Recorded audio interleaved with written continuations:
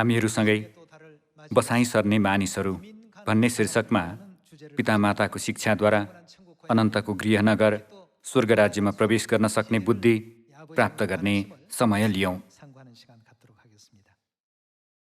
विश्वमा एउटा देशबाट अर्को देशमा बसाइँ सर्ने मानिसहरू धेरै छन्। प्राय कस्ता मानिसहरू बसाइँ सर्छन् त?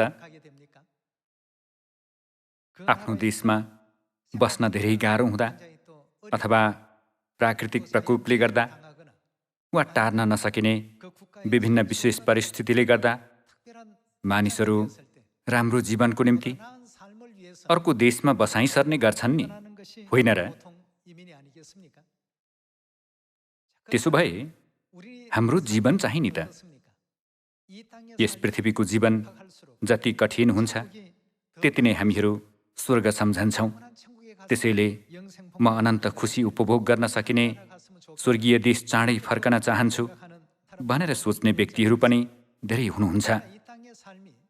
लुकाको सुसमाचारमा धनी मानिस र लाजरसको दृष्टान्तमा देखा परेका धनी मानिस जस्तै केही मानिसहरू यस पृथ्वीमा प्रशस्ततामा जिउने, सबै कुराको चाहे जति आनन्द लिने र जीवनभर रमाइलो गर्न आफूलाई कहिल्यै इन्कार नगर्ने जीवन जिउँछन्। यस्तो जीवनसँग सन्तुष्ट भएकाहरू अर्को संसारमा कहिल्यै जान चाहँदैनन्। यसकारण परमेश्वरले हामीलाई कहिलेकहीँ कठिनाइ पनि दिनुहुन्छ र दुःख पनि दिनुहुन्छ। हाम्रो हृदयलाई खार्नको निम्ति हामीलाई थुप्रै कठिन वातावरण र परिस्थितिमा राख्नुहुन्छ। तसर्थ यी सबै कुराहरू हाम्रो मन अनन्त स्वर्ग राज्यतर्फ फर्काउने परमेश्वरको योजना हो भनेर हामीले विश्वास गर्नुपर्छ। हिजो आज धेरै मानिसहरू बसाइँ सरिरहेका छन्।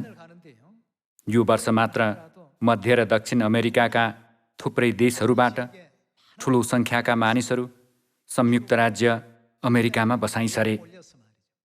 केही आप्रवासीहरू संयुक्त राज्य अमेरिकाको सिमानासम्म 6000 किलोमिटर हिँडेर पुगेको खबर पनि समाचारमा प्राय बताइएको थियो। के तिनीहरू उत्तम जीवन जिउनको निम्ति आफ्नो देशबाट अर्को देशमा बसाइँ सरेका होइनन् र? मानिलियौँ कि हामीहरू यस्तै देशमा बसाइँ सर्न चाहन्छौँ। हामीले त्यो ठाउँ बसाइँ सर्न योग्य छ कि छैन भनेर स्वभावतः अनुसन्धान गर्छौँ नि। म यहाँहरूलाई पन्ना, आनेक्स, लालमणी, पितमणी र बेरुजले बनेका दरबारहरू भएको देशको सल्लाह दिन चाहन्छु। यो रात नभएको देश हो, श्राप नभएको देश हो, दुःख र पीडा नभएको देश हो, मृत्यु नभएको देश हो। नागरिकहरूलाई प्रचुर ऐश्वर्य दिने प्रतिज्ञा गरिएको देश हो।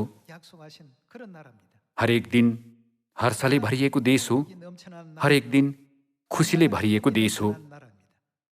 त्यस देशको बाटो अलकत्राले होइन तर सुनले बनेको छ भनेर भनिन्छ। अनि त्यहाँ स्फटिक तुल्य सफा काँचको समुद्र छ भनेर भनिन्छ। जीवनको नदी भएको र त्यस नदीका किनारमा जीवनको वृक्षले हरेक महिना 12 किसिमका फलहरू दिने देश हो भनेर भनिन्छ।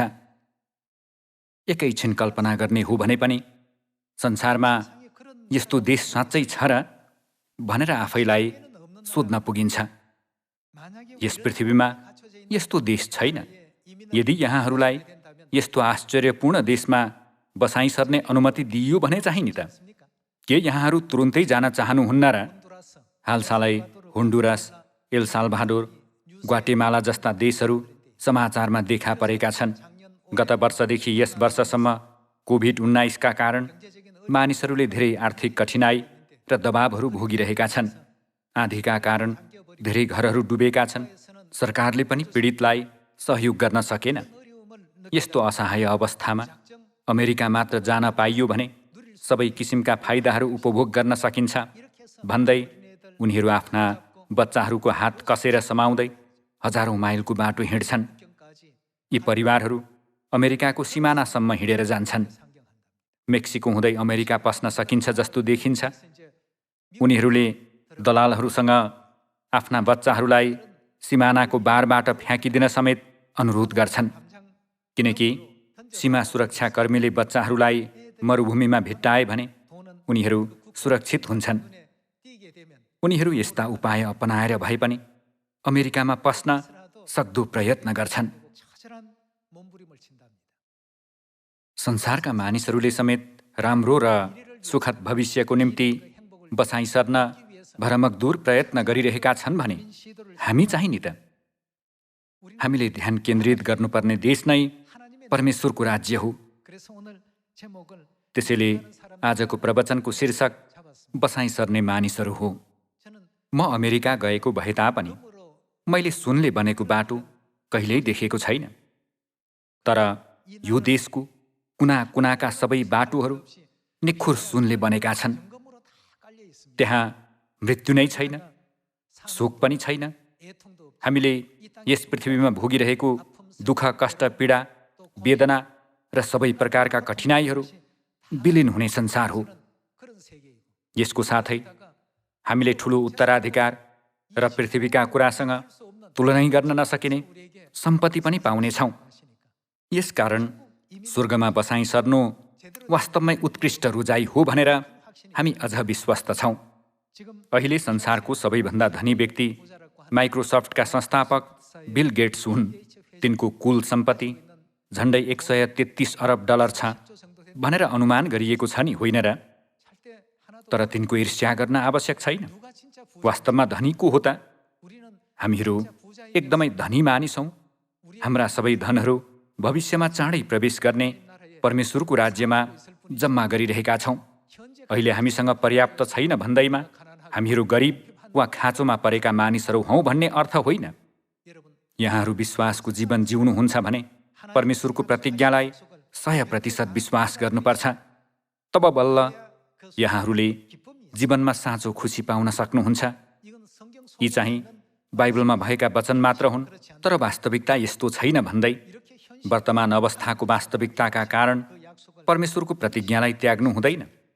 वर्तमान अवस्थाले हामीलाई परमेश्वरको प्रतिज्ञाबाट अलग गर्न सक्दैन।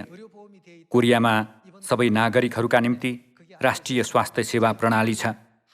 कोरोना महामारीका कारण संसारले यो स्वास्थ्य सेवाबारे सुनेर कोरियालीहरूको ईर्ष्या गर्ने गर्छन्।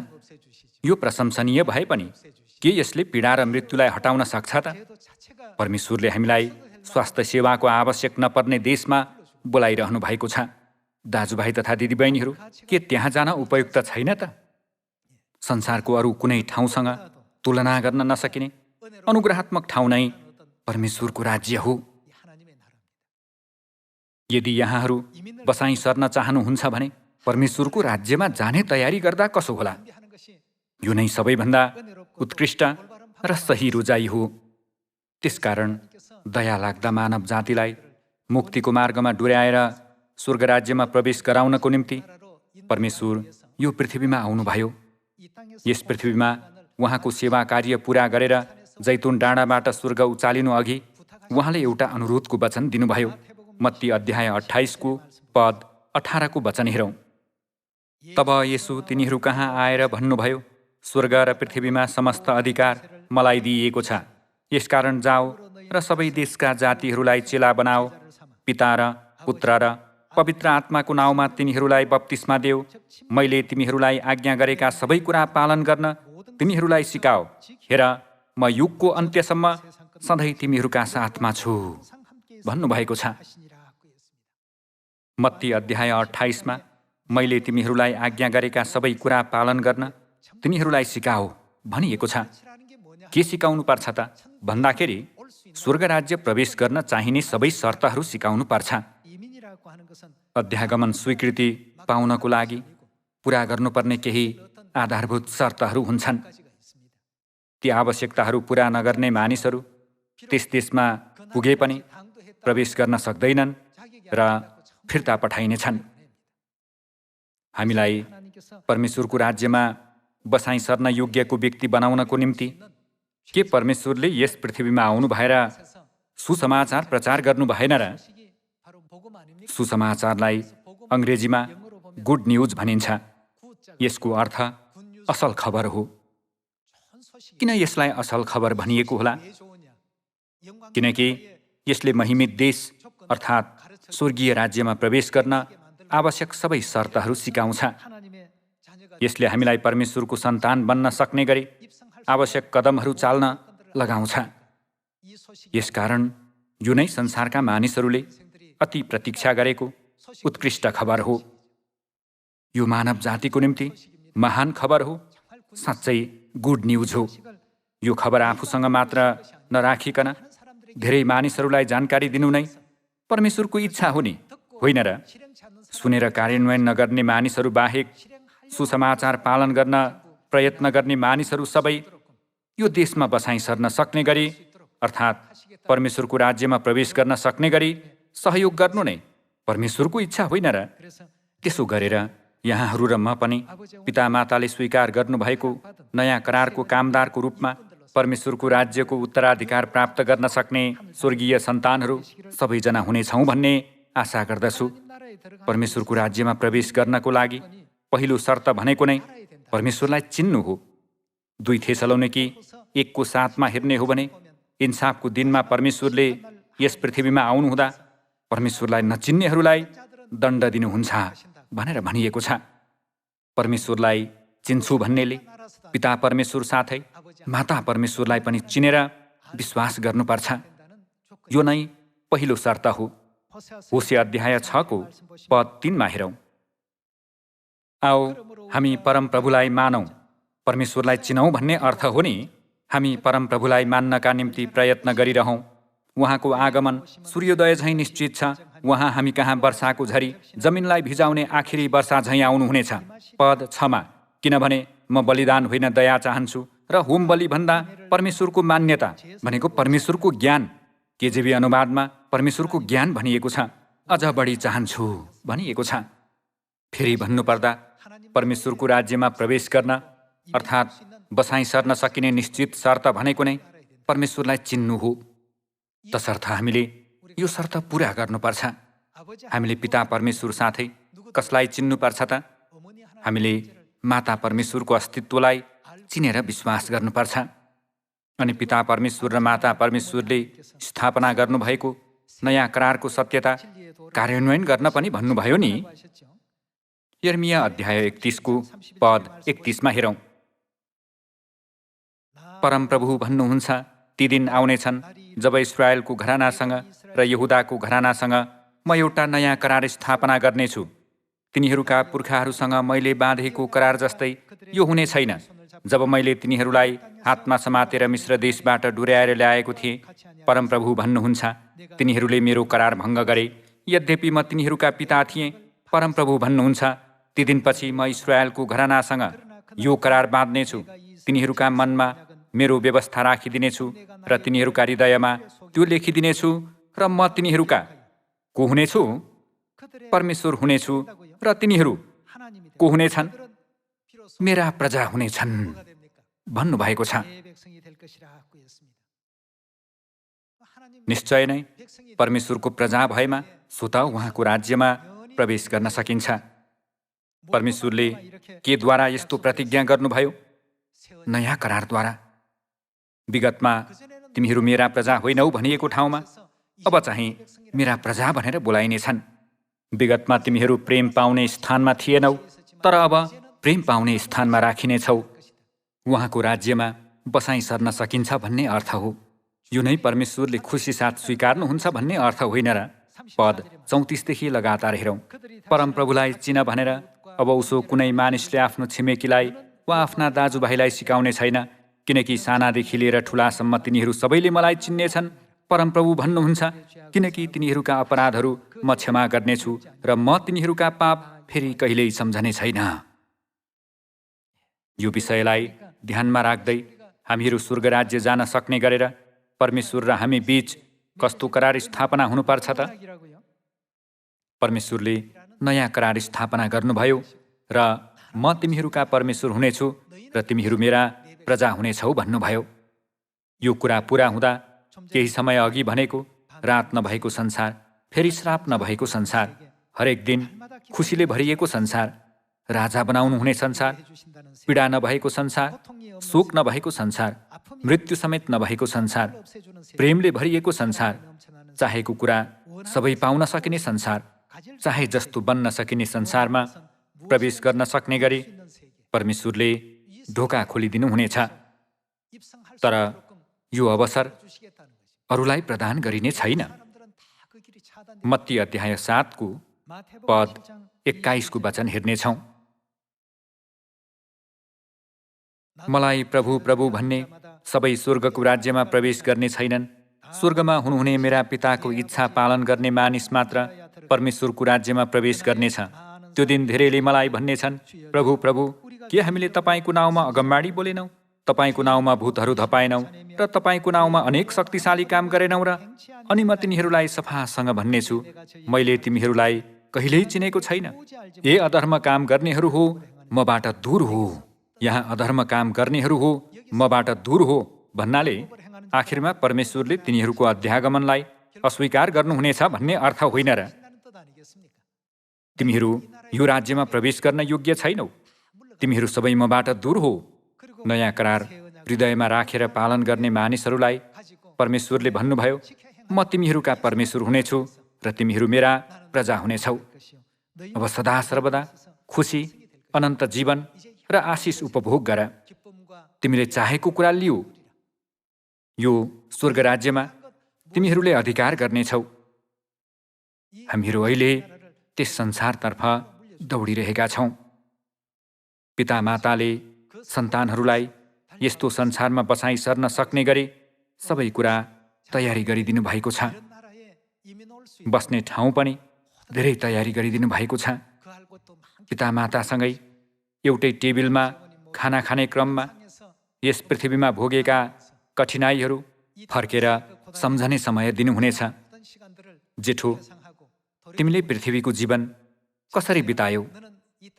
पिताले सुम्पनु भएको सुसमाचारको मिसन पूरा गर्न म ठाउँ ठाउँमा गएँ। नसुन्ने मानिसहरू धेरै थिए, तर हामीले सन्तानहरू पनि धेरै खोज्न सक्यौँ। हामीहरू अन्धकारमा हुँदै पिच्छे हाम्रो बाटो उज्यालो गरिदिनु भयो। हामीहरू कहाँ गइरहेका छौँ भन्ने थाहा नहुँदा हजुरले हामीलाई डुराइदिनु भयो। पिता माताले सहयोग गरिदिनु भएकोले सबै कुरा सजिलो भयो। अरूलाई हाम्रो जीवन कठिन लागे पनि हामीलाई भने हरेक दिन आत्मिक रूपमा स्वर्गमै भए जस्तै आभास भयो। हामीलाई सधैँ सुरक्षित राख्नु भएर सहयोग गरिदिनु भएकोमा धन्यवाद। अलिकति पनि कठिनाइका समयहरू थिएन। कान्छोको चाहिँ कस्तो थियो नि? पितामाता मेरो पनि उस्तै हो। स्वर्गका स्वर्गदूतहरू हो, हाम्रा राजकुमार र राजकुमारीहरूका निम्ति धुन बजाओ। सुन्दर स्वर्गीय धुनमा रमाउँदै मेरा छोराछोरीले सान्त्वना र विश्राम पाउन् भनेर पितामाताले घोषणा गर्नुहुनेछ। यस्तो दिन एकदमै नजिक आइरहेको आभास हुँदैन र? यस पृथ्वीमा मानिसहरू फलानुले स्टकमा लगानी गरेर यति धन बढाएछ अथवा फलानुले भविष्यको निम्ति यस्तो बिमा गरेछ भन्ने गर्छन्। हामीहरू यस्ता कुराहरूमा नफस्न र ध्यान नदिन होसियार हुनुपर्छ। शैतानले हामीलाई परमेश्वरको राज्य सम्बन्धी खबर सुन्नदेखि लगातार रोक्ने भएकोले हामीले स्वर्गका कुराहरूमा अझ बढी ध्यान केन्द्रित गर्नुपर्छ। यदि यहाँहरू बसाइ सर्न चाहनुहुन्छ भने मैले सल्लाह दिने देश चाहिँ परमेश्वरको राज्य हो। स्वर्गीय देशमा प्रवेश गर्न शर्तहरू छन्। पिता परमेश्वर र माता परमेश्वरलाई विश्वास गर्नुपर्छ। नयाँ करारको सत्यता अनि बार्य पालन गर्नुपर्छ र भाइ बहिनीसँग प्रेम बाँड्नुपर्छ। कठिन परिस्थितिमा समेत गनगन र गुनासो नगरिकन परमेश्वरलाई लगातार धन्यवाद चढाउन सक्ने बुद्धि पनि लिनुपर्छ। हामीहरू अनन्त स्वर्गमा फर्कियौँ भने पनि सधैँ पितामाता धन्यवाद महिमा ग्रहण गर्नुहोस् भन्दै परमेश्वरको प्रशंसा गर्ने, स्वर्गीय भाषा बोल्न सक्ने स्वर्गीय सन्तानहरू हुनेछौँ भने म विश्वस्त छु। त्यसो भए यो नयाँ करार कहाँबाट आउँछ होला? यशाया अध्याय 51 को पद 4 मा हेर्नेछौँ। हे मेरो प्रजा हो, मेरो कुरा सुन। हे मेरो जाति हो, मेरो कुरामा कान थाप। कोबाट? मबाट व्यवस्था निस्कनेछ भनिएको छ। हामीलाई नयाँ करारको व्यवस्था सिकाउने व्यक्ति को हुनुहुन्छ? परमेश्वर हुनुहुन्छ। संसारमा थुप्रै धार्मिक विद्वानहरू भए तापनि कसैले पनि परमेश्वरको नयाँ करार, जीवनको सत्यता घोषणा गर्न सकेन, किनकि यो परमेश्वरबाट निस्कने व्यवस्था हो। परमेश्वरको आवाज राम्ररी सुनेर त्यही अनुसार कार्यान्वयन गर्नेले तिमीहरू मेरा प्रजा हौ भनी सुन्नेछन्। किन परमेश्वरले उहाँको प्रजाको रूपमा स्वीकार्नुहुन्छ होला? मत्ती अध्याय 26मा हेरौँ। मत्ती अध्याय 26को पद 17मा। अब अखमेरी रोटीको चाडको पहिलो दिन चेलाहरूले येशू कहाँ आएर भने, तपाईको निम्ति निस्तार चाडको भोज खाने प्रबन्ध हामी कहाँ गरौँ? उहाँले भन्नुभयो, सहरमा एकजना मानिस कहाँ जाओ र तिनलाई भन, गुरुज्यू भन्नुहुन्छ मेरो बेला नजिक आएको छ, म आफ्ना चेलाहरूसँग तिम्रो घरमा निस्तार चाड मान्नेछु।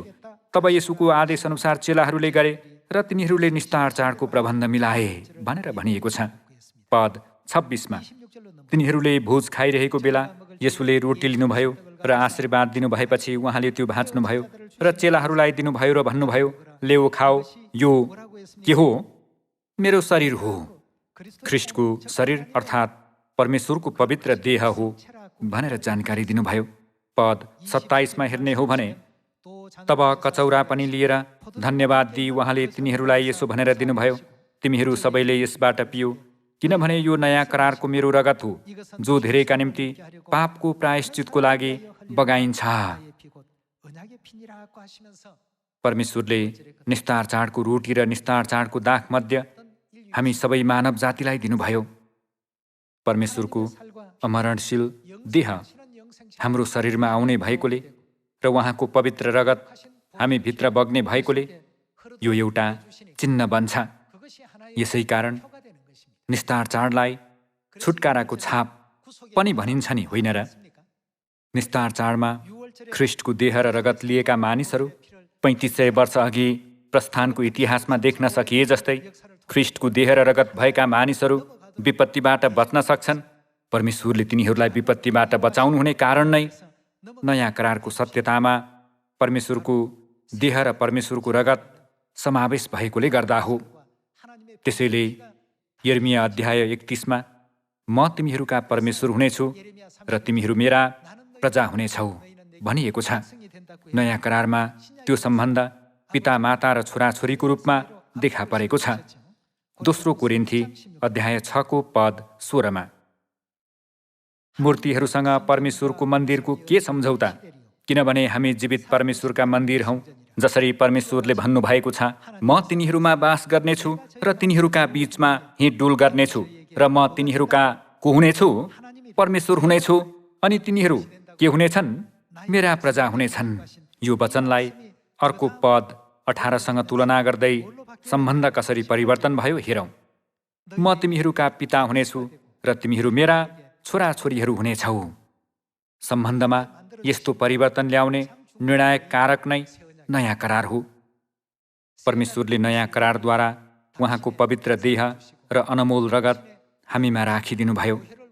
अन्ततः हामी र परमेश्वर बीचको सम्बन्ध के हुन्छ त? परमेश्वर र उहाँका प्रजा बीचको सम्बन्ध पिता र छोराछोरीको सम्बन्धमा परिवर्तन हुन्छ नि, होइन र? यही कारणले गर्दा परमेश्वरले यस्ता मानिसहरूलाई स्वर्ग राज्यमा बसाइ सर्न सक्ने योग्यता दिनुहुन्छ। बाइबलमा उनीहरूलाई स्वर्ग राज्यमा अधिकार गर्ने प्रतिज्ञाका सन्तानको रूपमा वर्णन गरिएको छ। गलाती अध्याय 4को पद 26मा हेर्नेछौँ।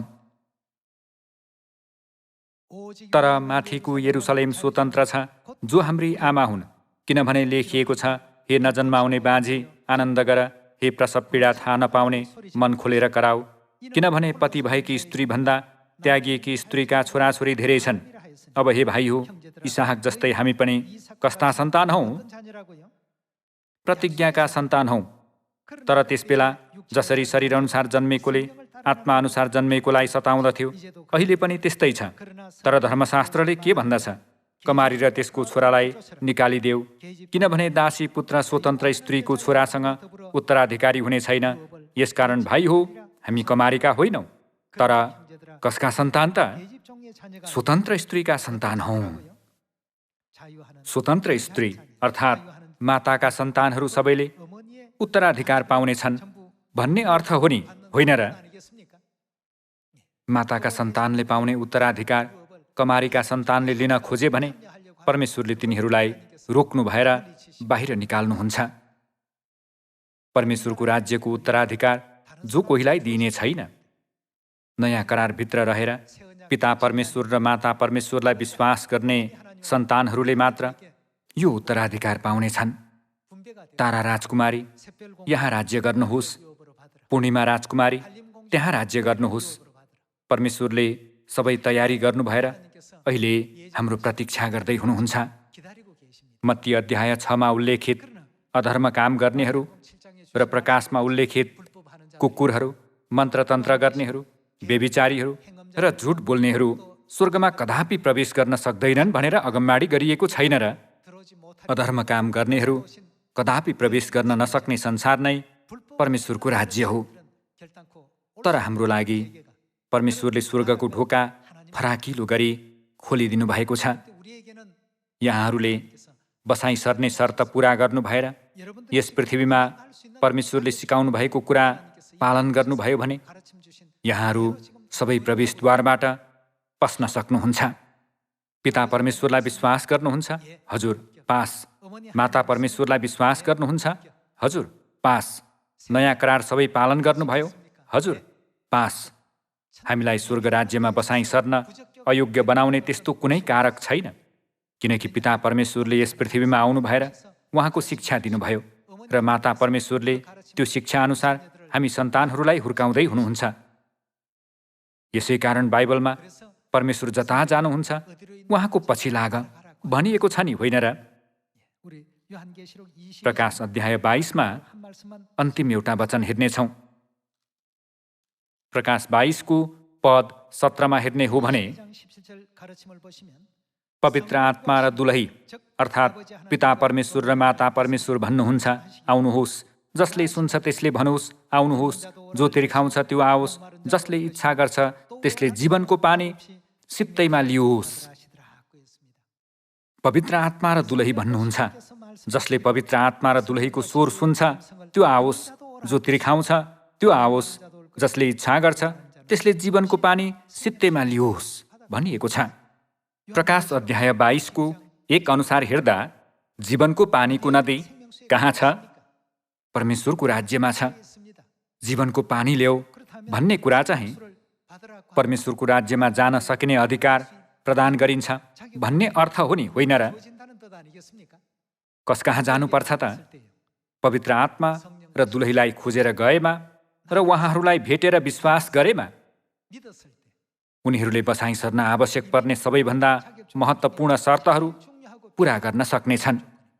हाम्रा सियोनका परिवारहरू सबैले शर्त पुरा गर्नुभएको छ। हामीहरू विगतमा स्वर्गमा पाप गरेर यस पृथ्वीमा धपाइएका पापी आत्मा थियौँ। तर अहिले पिता माताको अनुग्रहद्वारा पाप क्षमा पाउने र नयाँ करारद्वारा नयाँ गरी जन्मन सक्ने अनुग्रहको प्रतिज्ञामा आएका छौँ। पिता माताले सबैलाई बोलाउँदै हुनुहुन्छ। जसले इच्छा गर्छ त्यो म कहाँ आओस्। तर संसारका मानिसहरू आउन सक्दैनन्, किनकि सियोन चाहिँ स्वर्गका सन्तानहरू मात्र आउन सक्ने ठाउँ हो। हामीले प्रचार गर्यौँ भने तिनीहरू आउनेछन् भनेर सोच्न सकिन्छ। वास्तवमा कान खोलिएकाहरू मात्र आउन सक्छन्। सुनेर बुझ्नु सजिलो छ नि भनेर सोच्न सकिएला, तर वास्तवमा आत्मिक संसारमा त्यसरी चल्दैन। नयाँ करारको सत्यता पालन गरिरहनुभएका सियोनका परिवारहरू सबै बसाइ सर्न योग्य हुनुहुन्छ। कुन देशमा बसाइ सर्न त? हुन त संसारमा असङ्ख्य देशहरू छन् र ब्रह्माण्डमा थुप्रै संसारहरू छन्। तैपनि हामीहरू पिता र माताले तयार पार्नु भएको महिमित, अनुग्रहात्मक र अनन्त आशिष पोखिने स्वर्गमा बसाइ सर्नुपर्छ। हामीले परमेश्वरको राज्यमा बसाइ सर्ने शर्तहरू पुरा गरेका छौँ भनेर परमेश्वर स्वयंले पुष्टि गर्नुभयो र छाप लगाउनु भएर 100% स्वीकृति दिनुभयो। परमेश्वरले सबैजना प्रवेश गर्न सक्छौ भन्नुहुन्छ। हामीहरू साँच्चै कति धन्यवादी हुनुपर्छ होला। परमेश्वरलाई सदा सर्वदा महिमा, प्रशंसा र धन्यवाद चढाउँदै अनन्त स्वर्ग राज्यप्रतिको आशा लिन सक्ने सियोनका सन्तानहरू सबैजना हुनुपर्छ। हामीहरू सबैभन्दा उत्कृष्ट संसारमा बसाइँ सर्न तयार छौँ। यस्तो अनुग्रहात्मक संसारतर्फको बाटोमा कसले गनगन गर्न सक्छ र? कसले गुनासो गर्न सक्छ र? हाम्रो ओठबाट निस्कने प्रत्येक शब्दहरू धन्यवाद र खुसीले भरिनुपर्छ। म एकदमै उत्साहित छु। हल्लेलुया! परमेश्वरले मलाई यस्तो महान विशेषाधिकार दिनुभयो। सारा ब्रह्माण्डका आत्मिक अस्तित्वहरूले मेरो कति ईर्ष्या गर्छन् होला। स्वर्ग गएँ भने पत्रुसलाई भेट्नेछु। प्रेरित पावलले भोगेका सबै कष्टहरूको बारेमा सुन्नेछु। यस्ता विश्वासका पुर्खाहरूलाई भेट्ने मौका अब चाँडै पाउनेछौँ नि, होइन र? हामीहरू स्वर्गमा बसाइँ सर्दा परमेश्वरले सबै प्रदान गर्नुहुनेछ। त्यसकारण हामीहरू स्वर्ग राज्यलाई हेर्दै विश्वासको बाटोमा जोडले दौडियौँ। आजको वचनद्वारा अनुग्रह प्राप्त गर्नुभयो भन्ने आशा गर्दै प्रवचन समाप्त गर्दछु। धन्यवाद।